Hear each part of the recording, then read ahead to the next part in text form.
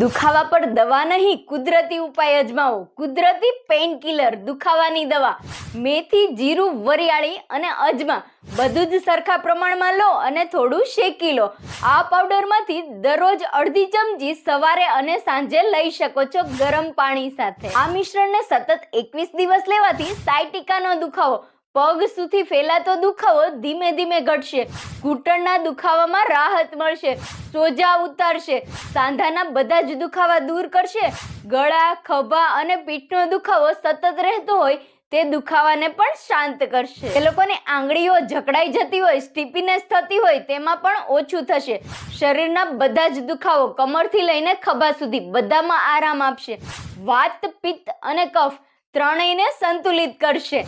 પાચન સુધારશે. અપચો અને gas acidity પણ ઘટાડશે. ચરબી ઓગાળશે, શરીરને હળવું કરશે અને એનર્જી પણ આપશે. સાથે યોગા અને કસરત કરશો તો ઝડપથી રાહત મળશે.